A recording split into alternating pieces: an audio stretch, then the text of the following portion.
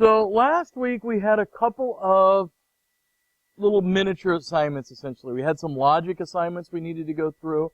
And so we're going to go through those really quickly. I have the solutions posted, or some partial solutions. If you look in this week's folder for week 4, I have solutions from last week have now magically popped up. And so we'll go through and take a look at those and see if there's any of those that seem odd to you. So we can get our key out, and I don't necessarily have it here, so I may have one of you guys in class pop up the key so we can look at those. What is number red and number blue? So 100 equals 400, that's false, obviously. So most of those are pretty easy to get to. The ones that we had issues with when I start glancing through those, so we could really have 3 different conditions. We could have true, false, and we could have illegal. In other words, we don't have any way to compare them right now. And so D, number blue equals word blue. So I know that we're trying to compare a number and a string or a literal, and we don't have any way to compare those now. And in most languages, it's going to do the same thing. It's going to kick out and say, hey, this can't be compared. There's no way to compare that. Now, there are some languages that will try to make a comparison, and you don't know what you're going to get because it's really not a valid comparison. So, is 100 equal to blue? Well, maybe. Who knows? We don't really know that. So the illegals, D and E, up here, number green equals the word green. Well, no. So we get down to a couple of them that are a little tougher. We get down to some where we have to compare multiple items together. So we need to probably look at those a little bit first. So anytime we have multiple and or comparisons, there is an order of operations we need to follow. So comparison operators are all equal. So we can really do, for example, J in order. So is number green greater than or equal to number red?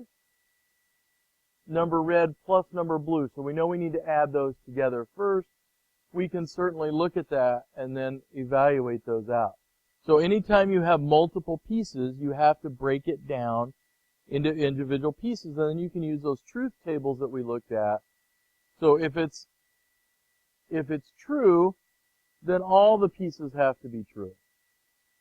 So here we say number red greater than number blue and number blue greater than number green. So we have to evaluate each individual piece. So is number red greater than number blue? I don't know the numbers off the top of my head.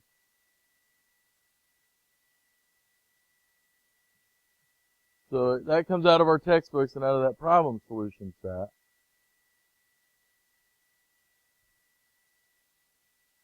So is number red greater than number blue? It's not. So what are the values in there? Blue's 200. Okay. So that's not true. So the reality, I can give you a little shortcut. Because this is an and, does it even matter if the second piece is true or false? No, it really doesn't. Now, we should evaluate it anyway, because if it's illegal, it's going to kick out the entire operation. But in an and, both pieces have to be true. So here we have an or statement. So is number red equal to 100? No. Or is number red greater than number blue? And if either of those sides are true, then the entire statement is true. Same way with number M, where we have an or statement. Only 1/2 of this has to be true. So, the trickiest one is number N. So why is N tricky? What is different about n than any of the other problems? So we have an and an or. So we have to evaluate these then as separate pieces. So number blue equals 30, and number green equals 300, or number red equals 200. Well, is number blue equal to 30? No. Is number green equal to 300? Yeah. And is number red equal to 200? No. So pretty quickly you can just glance at it and say, man, I'm going to guess that that's wrong, because you're going to have a false or false, which is going to give you a false comparison. So I know those sound a little silly when you start working through them, but that's how we work our logic. And we're going to introduce you to how we can start doing loops and some other things today. And we have to kind of work through that logic of how that computer interprets true and false to be able to do those. Now, I did some very rough, these are not polished in any way. And in fact, because of the way it screws up my indenting, it probably doesn't look quite as good as it should have. So, this says, if we go back to our original problem, so we're looking at a call, and we started this in class and kind of gave you some ideas. I just wrote this one out. This is a solution to A. It is not the only solution. It is not a very good solution, quite frankly. It solves the problem, and I used a couple of variables up there. So I have time limit as 20 minutes, and I did those as constants. And if you remember in class, just to quickly do it, I wrote in the values directly in the code, which is bad practice. But what I'm looking at here is, if minutes are greater than time limit, so at our 20 minutes here, then our price equals minutes times low rate, so I just divided them into two rates. Otherwise, the price equals minutes times high rate. So I broke it this way in my if-then statement. So those are my two. This calculates high, or this calculates high, this calculates low. And then I output all this information. And I think, now that I'm thinking about the problem itself, it only asks to output it if one of those conditions was true. Is that correct? So I really probably should have done that a little differently. But that output doesn't necessarily, so when I say output, does that mean it has to go on a computer screen? No, it's going out of that computer program somewhere. So maybe what it's really doing is writing to a database to store all the calls that are generated by this company or this individual, and so they can keep track of that. So part B, which you were tasked to, really is a variation. So a lot of the same items that you used at the beginning, hey look, we can use the same kind of information. So here we were looking at if the customer area code is not equal to called area code, and the minutes are greater than the time limit. So in other words, we put two conditions on there, then price equals minutes times low rate, otherwise minutes times high rate. And then if the price is greater than 10 cents, and I probably shouldn't have hard-coded that in there, then we output some of that information. So these are just a couple of really quick solutions. I know you guys all have your own, and when I start going through them, I'm going to be amazed by some of the content that's going to be in there. So that is a possibility of what we could have done. So did that help last week? And also I'll ask you guys on the on-campus section, did that help seeing what other people had done already? Would that be helpful if I put that up again this week? Okay, so after class and between meetings or something today, I will post something very similar, and that way you guys can all see where you're at. And I know this is different. This is trying to take what we already know how to do and now put it onto paper, and sometimes that's a little tough. So I do appreciate everybody's hard work on that, especially over the Super Bowl. And I would have meant to do that a little earlier, but I got tied up. We were in Asante, Minnesota. If you've ever been there, 20 minutes north of Minneapolis. It's a tiny town of 5,000 people, but weirdly they have a like $5 million indoor BMX track. So we were up there racing over the weekend. So, well, I wasn't. My girls and my wife were up there racing over the weekend. So. Tough crowd. Those guys here, all the racers stop in the middle of winter because apparently you don't race in the winter and it's muddy, and so nobody's done anything up there. They practice Tuesday, Wednesday, Thursdays, and they race Fridays and Saturdays and sometimes Sundays. They're a tough crowd up there. And there were people from 6 to 7 states around that had all went to this.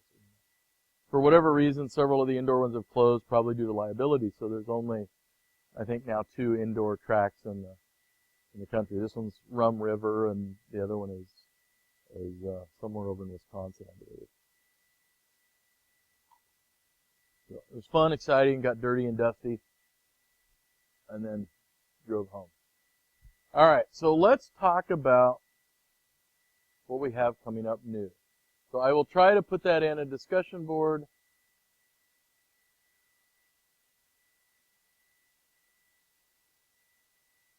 So the other thing I will mention about, I looked at the test scores. And I had some people not score as well as they typically do. But what I also noticed was the average time on the test went significantly down. The amount of time people working on the quiz went way, way, way down. And in fact, I had some people take 3 to 4 minutes to do a 20-question quiz. They didn't do real well. So take your time.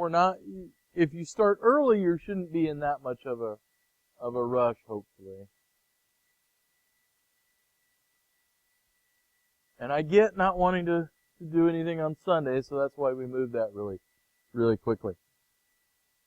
All right, so this is really where the power of our computer comes from. Is we're going to look at something called a loop. And we've already looked at it really briefly. And we've had the idea that, hey, I can make the computer do something over and over and over again. And quite frankly, this is where the computer makes us look pretty bad. We can think and logically solve problems. Computer just looks at us and goes 1, 0, 1, 0. But when we have to do something over and over and over and over again, the computer can kick our butt because it's going to do the same thing over and over and over again. So if I sat outside and I said, I'm going to get better by throwing free throws, after about 25 free throws, I'm tired and I'm ready to go inside. The computer is on its 1000th and it's just going over and over and over and over again. So a loop is what makes our computer powerful, and it allows us to do things. So sometimes we call it iteration.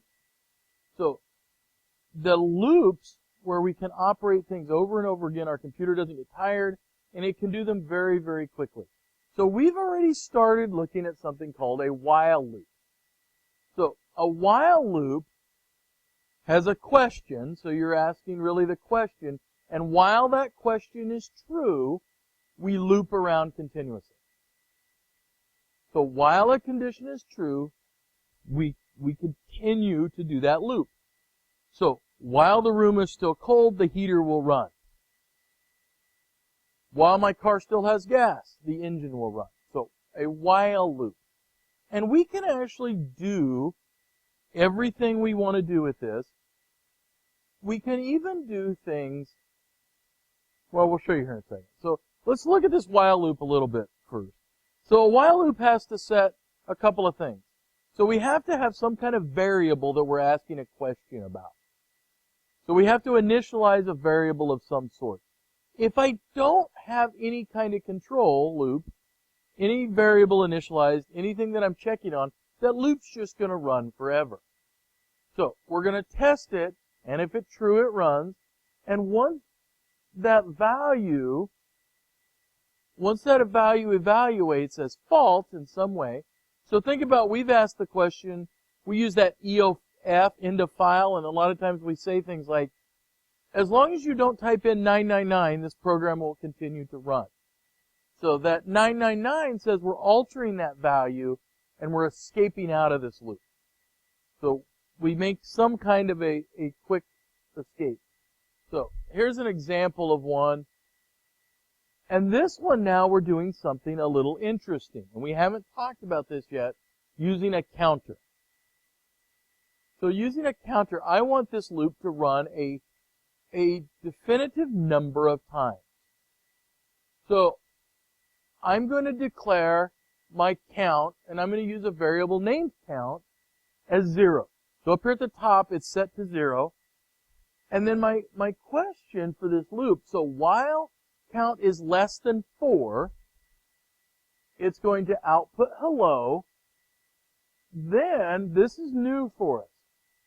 This is new. This is count equals count plus 1. So we're going to add a value of 1 every time this loop runs. And then it's going to go back up and check. So the first time we come through, 0. Is 0 less than 4? Yes. Outputs hello. Count equals count plus 1. So now count is 1. It comes up. Is 1 less than 4? Yup. Outputs hello. Count equals count plus 1. So 1 equals 1 plus 1. So now we're 2. Now we're 3. And now we're 4. Is 4 less than 4? No. So then it exits out of that loop. So here's the question. How many times did I print hello?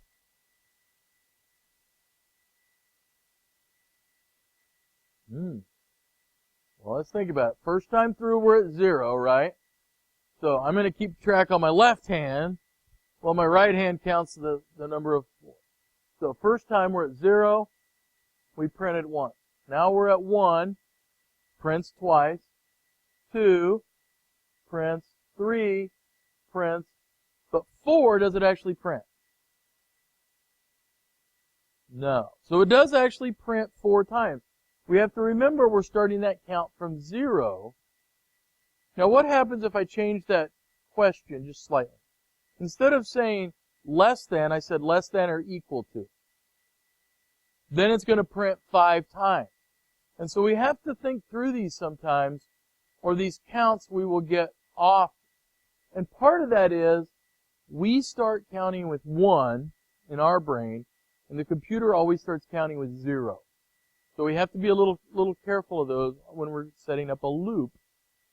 So that loop with a counter, so we call it a definitive loop. In other words, we know that it's going to be a set value, or we hope it's a set value. Do I normally code that value with a hard number, or am I going to still use a variable? I'd probably use a constant or something in there. That way I can change that loop. So we can also do it by counting down. So we could simply change that and declare it a value of 4 and say when that loop is equal to 0, and we could go count equals count minus 1. So we could go up, we could go down. That counter we can do either way. If we really wanted to, we could count by 10. If we wanted to say that less than or equal to 40, and we added 10 each time, we could. It'd be kind of silly to do. But what we're showing is we can count the number of times that something loops. And we can set a value for how many times we want something to run. So think about, how many of you have played Mario Brothers? Any other game? Everybody goes, yep. I couldn't think of anything more recent, so do you have a definitive number of lives in Mario Brothers? Is it 4? I haven't played any of them for a long time, so.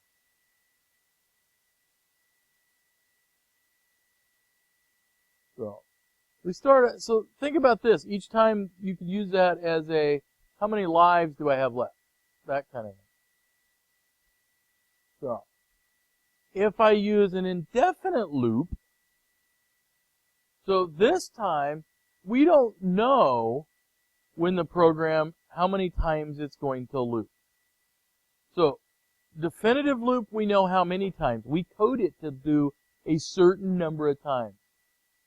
I don't know right off the hand, when I run the thermostat, for example, is it always going to run 2 minutes and then shut off?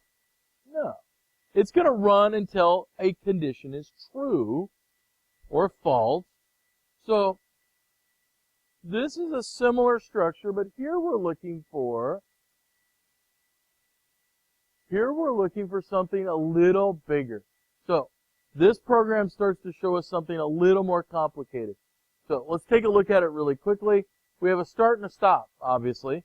We have some declarations where we're looking at bank balance, interest rate, and something called a response. And notice it's a string. We're getting an answer from our user as a string. And then we have something called interest rate, 0.04, and it looks like, oh, that must be a constant. Okay?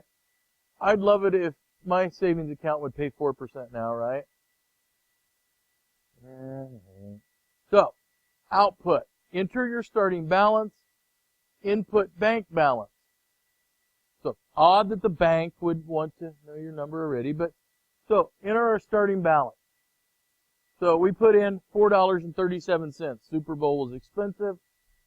Do you want to see your current balance, yes or no? And we input response. And while response is equal to yes, in other words, we don't know how many times this is going to loop because we're depending on something external. So in this case, if the response is a yes, output bank balance is, and then bank balance equals bank balance plus bank balance times interest rate. So in other words, we're calculating for a year out worth of interest. We say, do they want to see it again? As long as it's yes, we keep repeating this loop. So now, we don't know how many times that loop can run. And so let's look at the rest of the pseudocode, because this is the part we're interested in. So here, notice we have an input response above it. That's that priming input. And then we have an input response here. These are what control whether that loop continues or stops at any point. So as long as we're continuing to get a yes from that customer, that loop is going to continue. Output bank balance.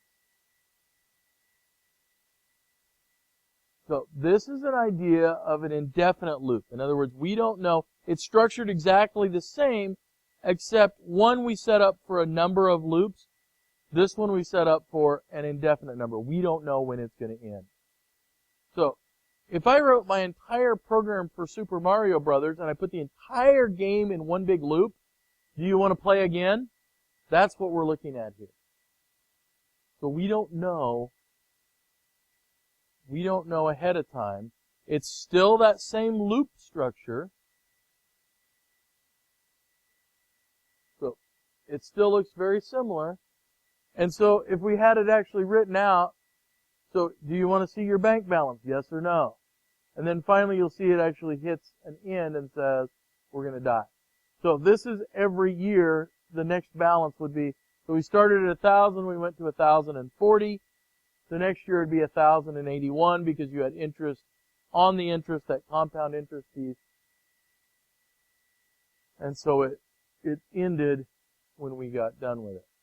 So every loop has to have this idea of a sentinel value or some kind of loop control variable. Some way to let us stop the loop. If we forget to do that, either the loop will crash immediately or it's going to run forever. So this one kind of puts the pieces we need in here. So loop control variable is initialized. So in this case we get a response, it's tested, and it's altered. All three of those have to be present. We initialize, we test, and we alter it. The most common thing we do is we go, oh, I had an input response up on top, and we forget to put this in. If we do that, it's always going to circle around, but our response doesn't have any ability to change. And we've seen 92% of all science fiction movies end with the idea of we drove a computer into creating an infinite loop and killing itself, right? All right. So let's make life a little more complicated. Everybody ready? Yay! We are all familiar with nested loops. We talk about them, we say, all right, so now it's a little more complicated.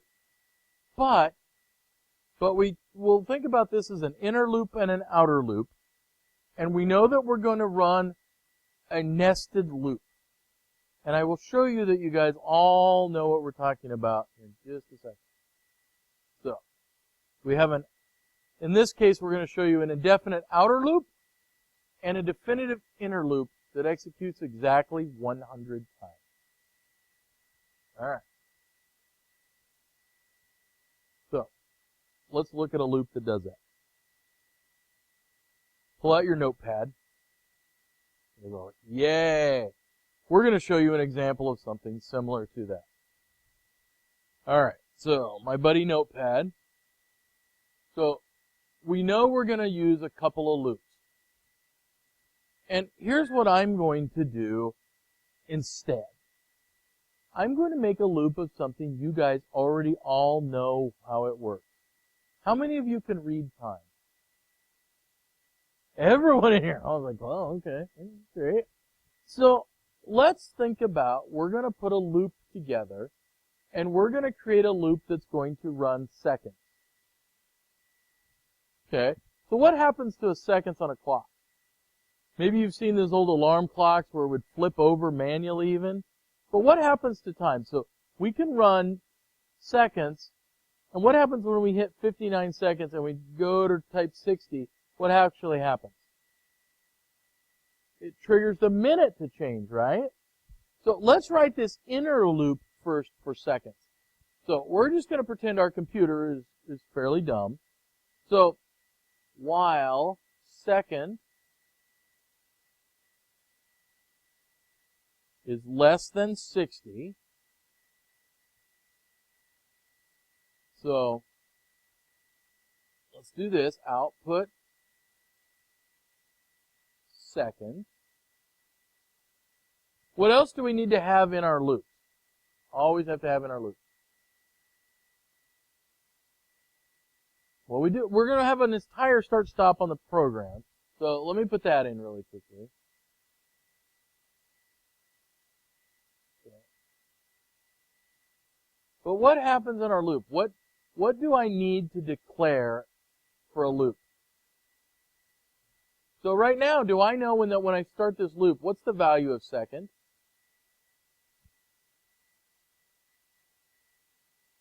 So I always have to declare it at the beginning of that so that it sets it at 0.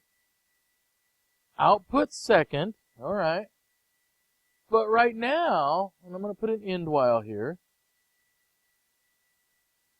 So right now, if we run this program, what's going to happen? It's going to output my second as 0. And then it's going to loop up and it's going to output my second as 0. So see how that's going to run forever? So what do I need to change? What do I need to make happen?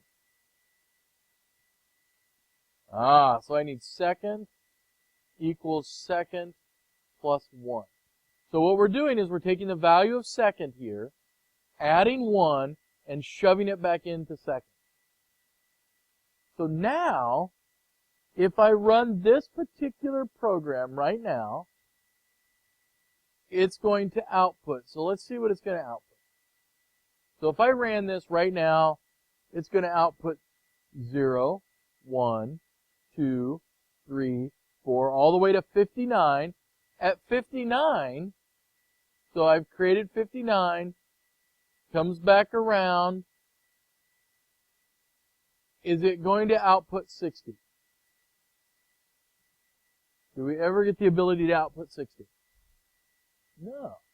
And so right now it's just going to end, isn't it? Once second clocks in at 60, it's going to end. So if I actually did this as a test, and when we do Python, you'll see that what we're looking about. So if I outputted second right now, what value is going to come out down here?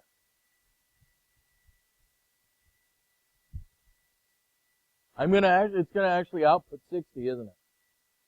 Because we've added it, we did the logical test failed, and we kicked it out, right? So that's our second in a clock. But maybe I want to show minutes and seconds. Well, here's where that magic of those nested loops comes in, because we've all seen this before.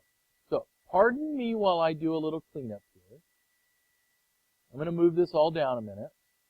I'm going to write a loop, and I want a loop to count minutes. All right. So, now I need the same thing. So I'm going to say minute equals 0 while minute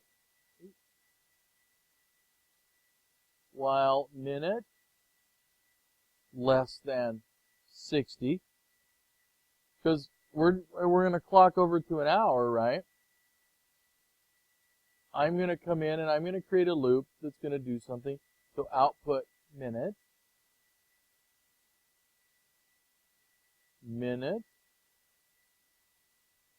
equals minute plus 1 end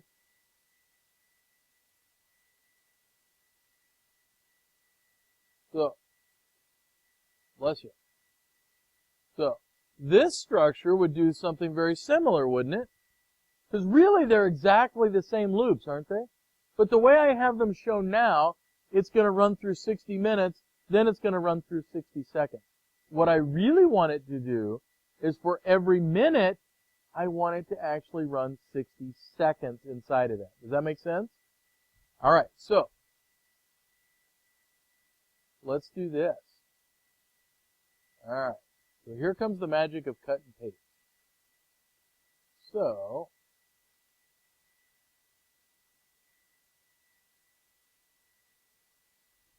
less than which one? Less than 60?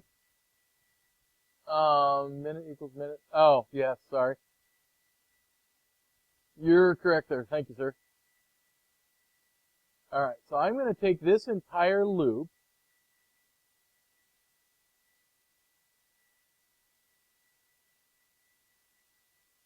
and I made it disappear. No, I'm actually going to come up here and I'm going to paste it in. So I use Control X, which actually deletes it as it pastes. Now, I have to do a little bit of house cleaning here.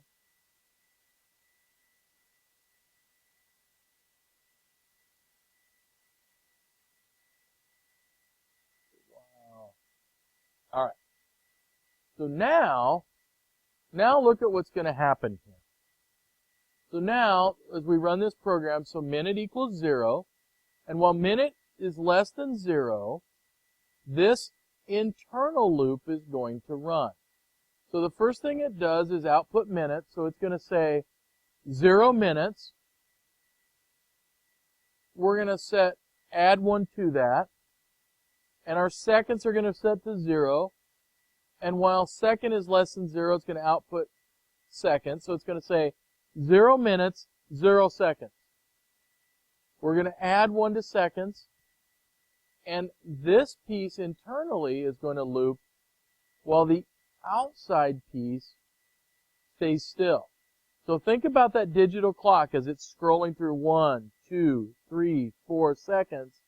The minutes don't change until we hit 60, and then the minutes roll over. So this is the idea of a nested loop.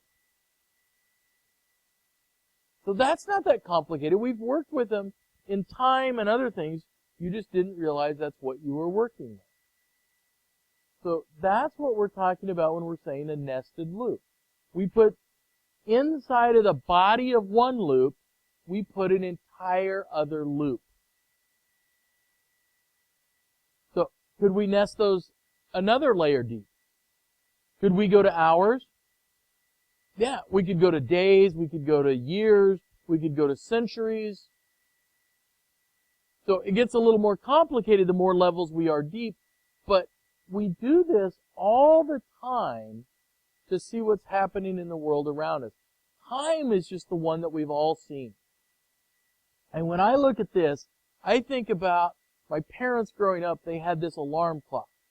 And it didn't say seconds, but it had these little numbers that actually like physically flipped over every minute.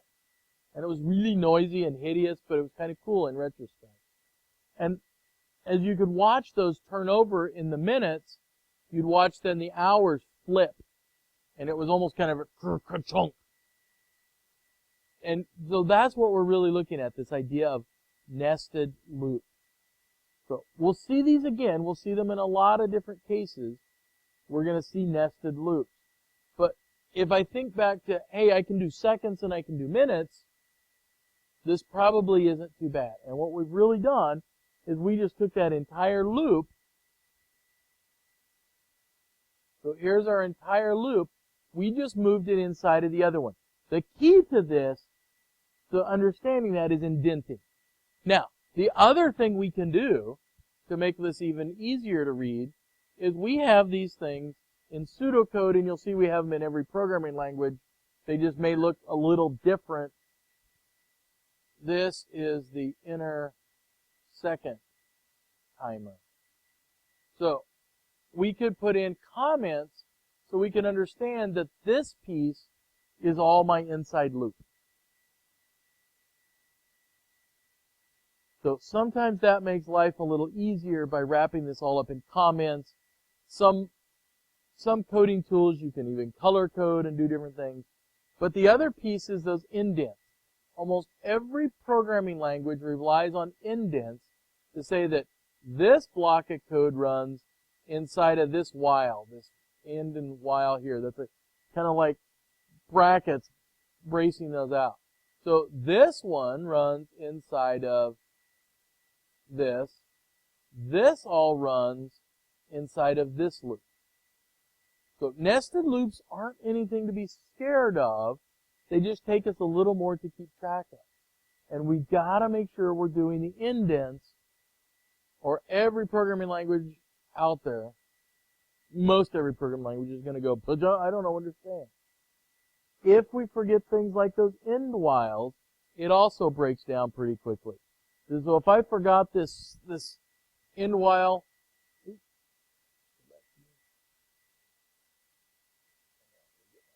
notepad, come back, notepad. So if I forgot to put in this end while, the computer doesn't know how to interpret that. It's going to see that end while out here, and it's going to try to stop that entire loop, and then it knows there's another loop going on, so it's going to keep searching down your code, and you're going to get all kinds of screwiness. Because then the next end while it finds, it's going to think all of that is part of the loop. So you have to be careful and make sure you have the beginning and the ending of all those loops. So much like we do, and I think a lot of you have probably had our web design class, so we don't have explicit tags here, but think of these as bookends. You have to have both parts to make it work. And so everything inside of there then says, oh, I'm part of a loop. So let's look at a couple of things that can go wrong. So what can go wrong? Well, if we don't initialize the loop control variable, we don't know what value is coming into this. So looking at our own code,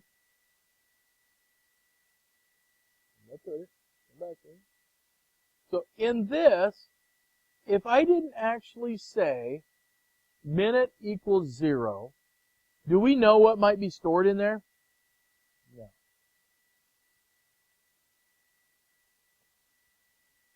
Even worse, if I take out this line.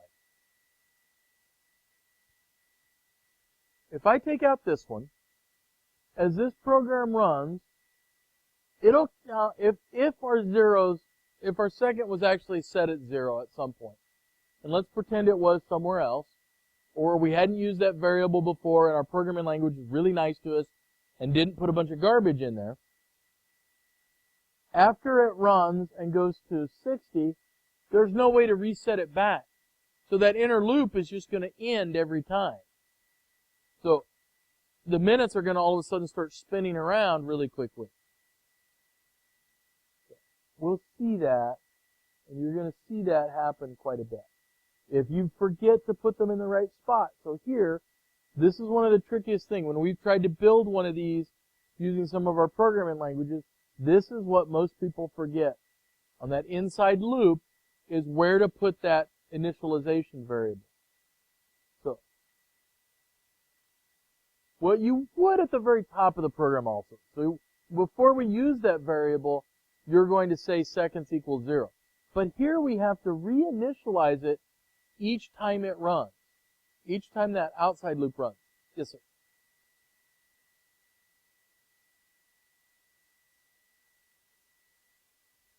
So you're saying we need something that says 60 seconds equals a minute. No, because you probably are going to have some more labels and some more content. But the computer doesn't care or know if 60 seconds is equal to a minute. It's just going to run, so it's going to run this inside loop. So let's think about this as it comes through. So if I come through and I run this the very first time, minutes are equal to 0, well, minutes are less than 60, so we know that this is going to be evaluate true the first time, right? So all of this is going to run.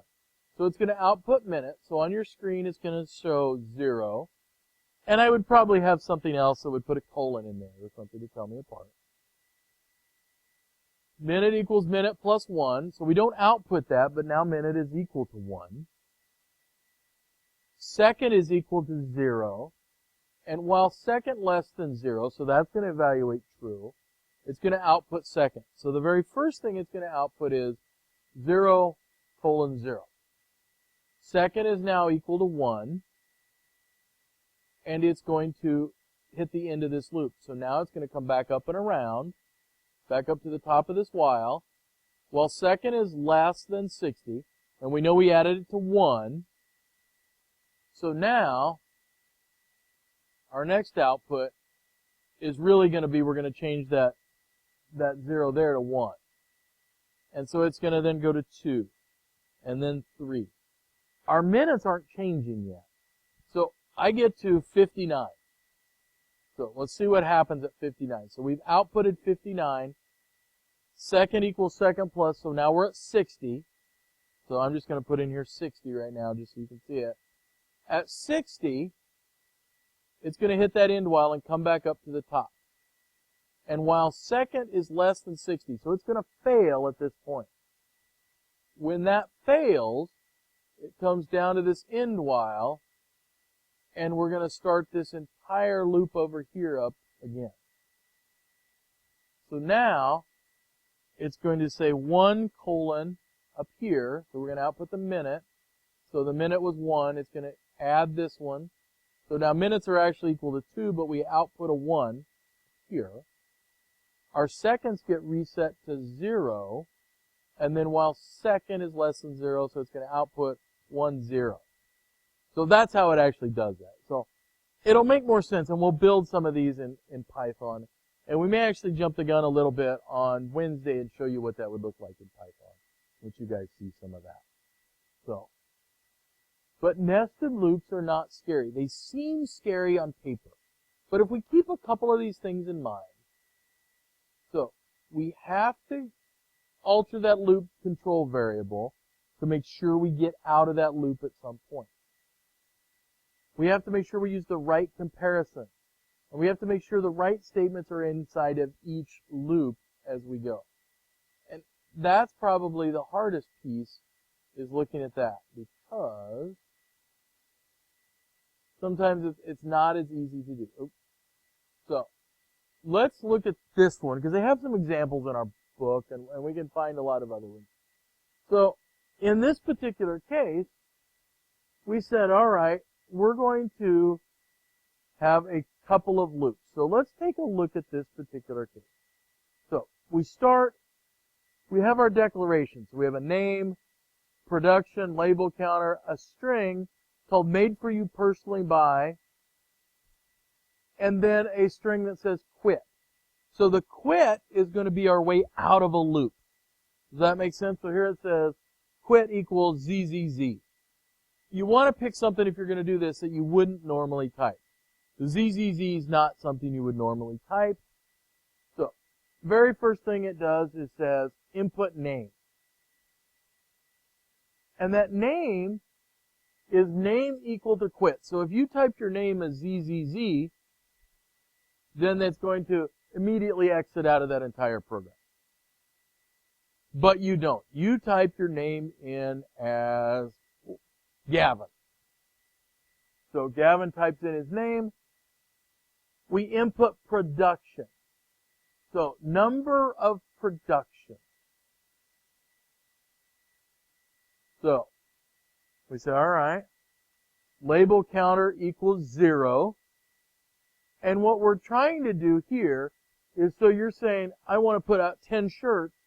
Here I'm going to say, is that up to 10 shirts? That's what they're really saying, okay? So label counter equals 0, so we start with that.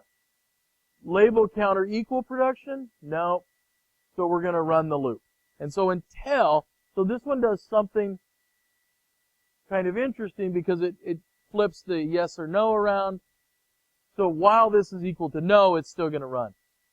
Still should work. Output label text. So we output made for you personally by Gavin, and it loops around. The problem with this one is what? So there's a lot of problems, but do we ever change the value for label counter? Does label counter ever change? No. No. So we also don't ever, so if you wanted to set a new name for each one of them, which was the original intent, this would print, well, it'd keep printing forever, and it would all have the same name. And we could actually change it where you put a different name on each shirt. But we don't have that ability.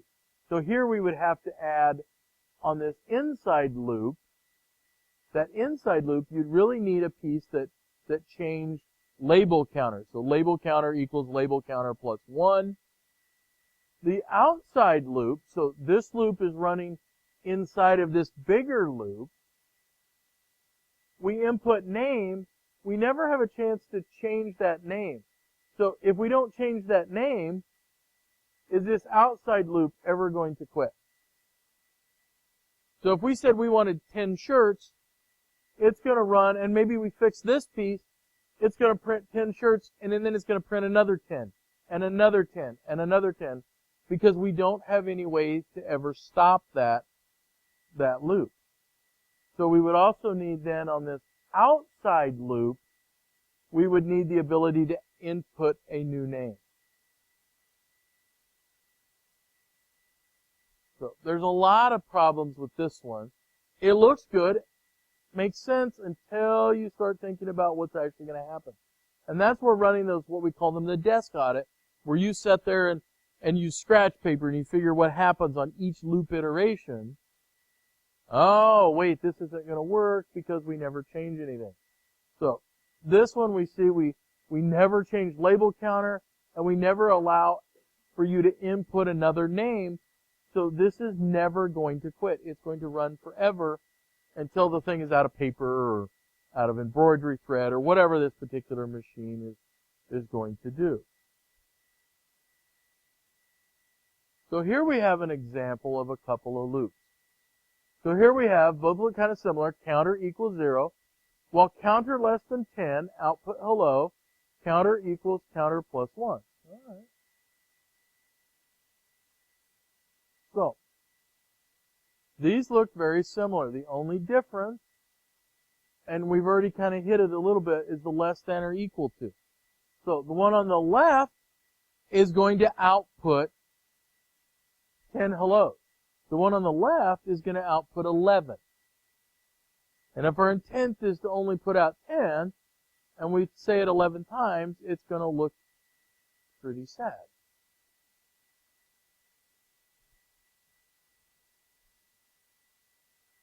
So there's a couple of ways we could change this on the right. So certainly we could remove that equal sign, and that fixes it. Well, what if, for some reason, I really wanted to start my counting at 1? Could I change that? What if I set my counter equal to 1 at the very beginning? So if I set my counter equal to 1, it's going to output 10. So we don't always have, now it's probably better because we really do want to remember that computer starts at 0. So this is probably a far better way to do that, is start at 0.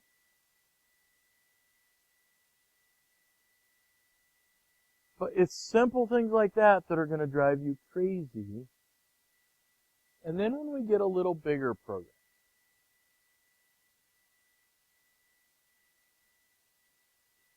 we have to think about some statements that maybe we don't necessarily need inside of that loop. So let's think about this program. And this is kind of where we'll stop for today after we look at this one, at least in terms of what we're looking at here. Let's look at this program. So we have declarations: hourly pay, hours per week, weekly pay, percent, raise, starting percent, ending percent, change percent. All right. So let's see if we can figure out what this program's supposed to do. So raise equal weekly pay times a percent, output percent. You're getting such a raise. So here we're going to take somebody's hourly pay. We're going to get how many hours they worked per week. And we're going to start with start equals percent. Start percent is 0.05. So we're going to figure out if they got, in this case, if they got a raise, what that's actually going to give them in their paycheck. Makes sense, right? And we've all done this before. You've looked at your paycheck and said, man, if I could only get 10% more. I work for a state college. I got a 1% pay raise this year. Wait, doesn't seem. Our pay raises here are not much, unfortunately. But, so whatever the reason, let's look at our percentage, and we're going to say, all right, you're going to get a pay raise. So, up at the top, if we look at the pseudocode, similar thing. So we declare hourly pay, so the declarations are the same. Output, enter the employee's hourly pay. Input hourly pay. So let's make this easy. Let's say this person made $10 an hour. So let's do this desk audit and see what's going to happen. So, hourly pay, so $10 an hour. Is everybody ready to remember numbers? Sometimes it's easier to jot them down. It really is. Input hourly pay. Input hours per week. Well, let's make it easy again. So we're going to do 40 hours. So they worked all 40 hours. We didn't screw them out of half an hour or something. They worked all 40 hours. So we have $10 an hour at 40 hours a week. So input hours per week. Percent equals start percent. So if I look over at start percent, 0.005, while percent is less than end percent, all right, so is 0.005 less than 0.1? Yes. So it's going to quickly say weekly pay equals hourly pay times hours per week, or $400. Raise equals weekly pay, so 400 times percent, so 400 times 0.005, or that should be what, 20 bucks? So it's going to add, so raise is $20, output percent, so 0.05, pay raise is $20. Percent equals percent plus change percent. So in other words, what this is doing is printing out if this is your current pay, this is your current number of hours. If you got a raise of 0.5%, it would be this. If you did it 0.10, so it's making a list of different percent ranges. Does that make sense? So we can see that this is what you would make if you got something. And then at the last, it loops. But here's what we're looking at is efficiency. Every time this loops, it's calculating weekly pay. Does that number ever change? No. So what we're saying is we could calculate it here once instead of calculating it however many times that loop runs. So we want to think about those times when we do something kind of silly, hey, I could have done this much more logical, much more efficient. This pay rate, weekly pay, doesn't change. These values that it outputs, yeah, they change. But I don't need to change it every week. I'm not changing the amount of weekly pay. So this would just output then a list of if you got a 5% raise, a 10%, a 15 to 20, or however it's scaled. And so then you could output. And so you might have done something very similar on Excel. Now we're just kind of automating it. And don't judge me. We've all done that with our paychecks, right? You said, man, if I got 10% more, then I could buy a different car. But then I'd have to add insurance in. And then I'd have to, we all do that. Nancy's over there like, yup. If I got 50% more pay, I could afford to eat food that I didn't have to cook myself. I could go out and eat, right? Or I could not go to White Castle or wherever it was, strange places. Alright.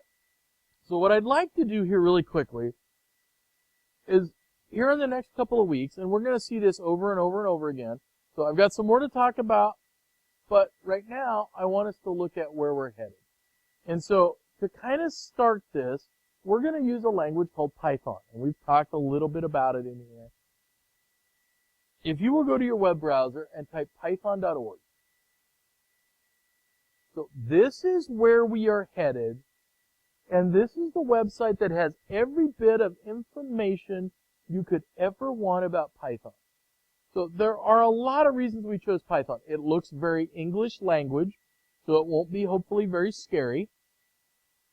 The biggest reason we chose Python is this. Do you see anything that says purchase now on their website? Or do you see, hey, you can download for free? So Python is actually free. There's a group that supports it, and we can get it for free. Pretty good incentive for us, because we're all cheap in here, right? Or I mean, frugally conservative. In other words, we're all broke college students, right? Cheap. So it's also a really, really great language, and it does a lot of things we want it to do. So if you want to get a head start,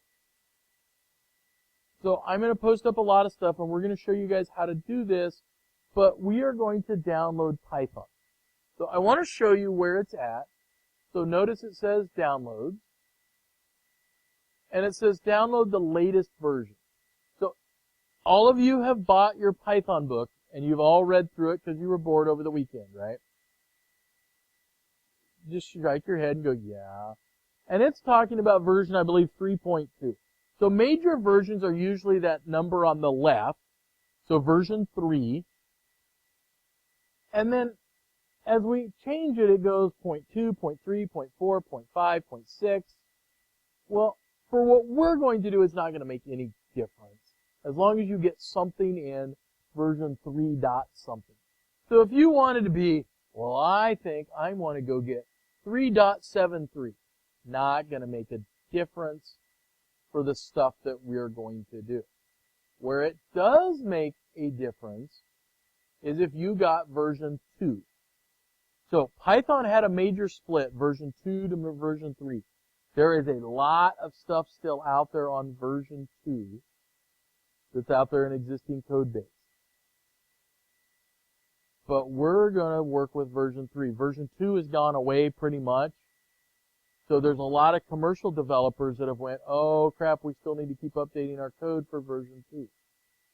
So, version 3. What I want you to notice also here is I can get it for Windows. I can get it for a Unix machine. I don't know if anybody said they're using something on Unix, but Mac OS X, and including I can click on other. So if I happen to have an IBM AS400 sitting in my living room, nobody has one of those, you can actually get Apple iOS. So there are ones that will run on virtually anything. Android or the Python system is really pretty slick. It's actually natively built into most of the Unix operating systems, and it's a really great scripting tool inside of it.